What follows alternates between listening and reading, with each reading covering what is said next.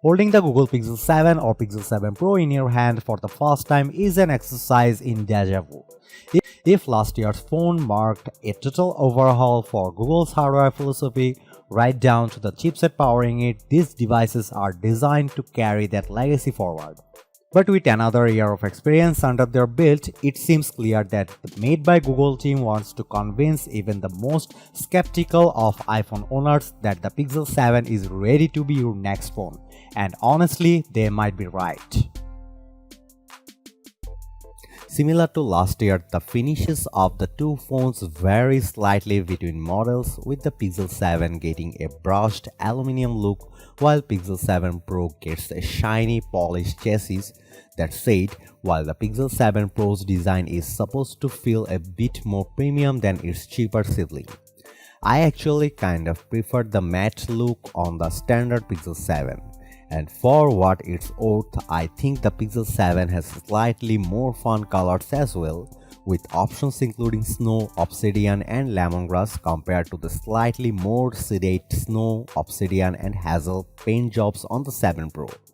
And while I am sure I am not the first person to notice this, I still can't shake the feeling that the back of the Pixel 7 looks like a character from Among Us. So depending on your taste, the Pixel 7's design could be very hit or miss, but I am enjoying it so far.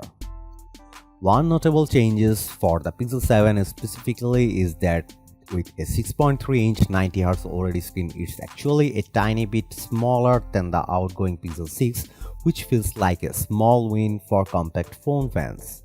It's not so much that it feels like a huge difference compared to the previous model, but it might be just enough to make the device feel a bit nimbler, especially if you don't have huge hands.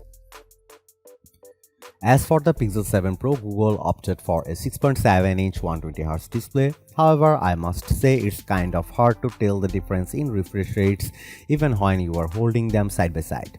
And while it doesn't show up on a spec sheet, the Pixel 7 Pro's glass is 20% flatter, so there's a bit less distortion around the edges of the screen.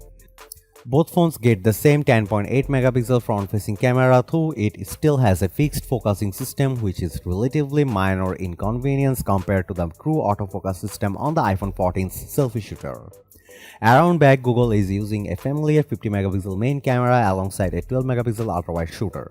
But when it comes to photography, perhaps the biggest camera upgrade is the new 48-megapixel 5x telephoto zoom on the Pixel 7 Pro.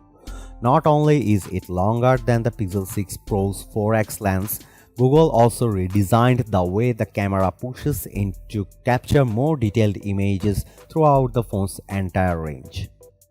Similar to before, from 1x to 2x, the 7 Pro uses the 50-megapixel main shooter to take short-distance shots and then crops as needed, but from 2x to 5x, the phone fuses images from both the main and telephoto lenses to create a more detailed composite. Then between 5x and 10x switches completely over to the zoom cam, with Google using pixel binning to reduce total resolution down from 12 megapixel. And then above 10x, the phone uses full res crops from the telephoto cam before the phone hits its full 30x magnification. I know this is all extremely techy, but the end result is a much smoother zoom experience across and more detailed shots that look better than anything I have seen from practically any other phone. That said, I am going to want to do some more testing before I make any final judgments. Some of the new camera software also looks impressive. There's a cinematic blur feature for video that adds a soft bokeh to the background of your clips while still supporting full 10-bit color with HDR. And from what I have seen so far, it looks great, as if you have been using a much more expensive camera. And for more general use, Google says it has upgraded the Pixel 7's image stabilization and noise correction as well. Meanwhile, for photos, Google says the Tensor G2 helps improve the Pixel's face unlock tool and speeds night sight processing by up to 2x. There's also a new photo unblur feature that can sharpen pics regardless of when it was taken or what camera they came from. Google says all the processing for Photo Unblur is done locally on the phone, and in a brief demo, some of the results were so good they were kind of hard to believe.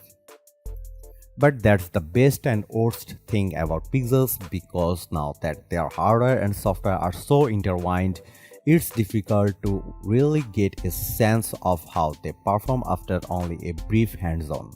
And that's before we talk about other more niche features like faster menus for direct my call and the ability to transcribe audio messages into text, which I hear is popular in Europe but less so in the US.